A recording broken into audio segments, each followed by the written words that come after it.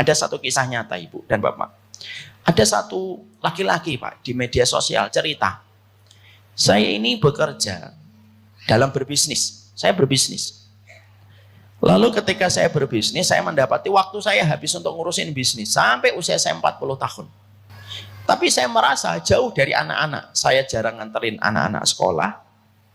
Saya jarang menghadiri event-event penting yang dilakukan oleh anak saya. Dan saya juga kurang membersamai istri saya. Akhirnya saya merubah pattern, saya merubah pola saya di dalam berbisnis. Saya tidak lagi berambisi, tapi saya rubah pelan-pelan. Saya ingin supaya berkualitas bersama keluarga. Qadarullah saya jalani apa yang saya jalani setelah ingin dekat dengan keluarga selama 1 tahun. Apa yang terjadi? Apakah bisnis saya meledak? Enggak. Bisnis saya semakin meredup. Dari yang asalnya pegawainya kalau tidak salah 16, sampai pegawainya tinggal 3. Orang pasti menyangka kan, kalau saya sudah merubah dekat dengan keluarga, nanti sukses, bisnis saya sukses, melesat, meledak. Enggak. Justru bisnis saya meredup. Tapi saya tidak menyesal. Ada kalimat yang saya ambil luar biasa Pak. Kenapa saya tidak menyesal? Karena prioritas saya sudah bergeser. Dulu prioritas saya itu sukses di dalam income dan profit dalam bisnis saya, serta omset. Itu memang prioritas saya. Tapi ketika saya geser, prioritas bukan yang terpenting di situ. Prioritas saya itu sama anak. Prioritas saya itu sama keluarga.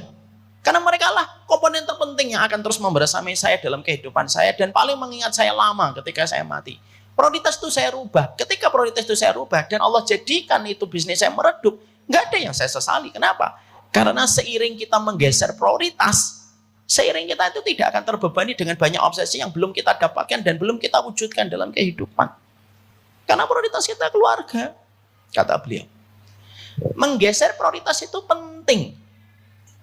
Ini bukan berarti menafikan ikhtiar kita dan usaha kita dalam kehidupan berumah tangga. Lalu kita tidak mau untuk mencari rezeki. Tidak, tetap rezeki tetap kita jalankan sesuai apa yang kita lakukan.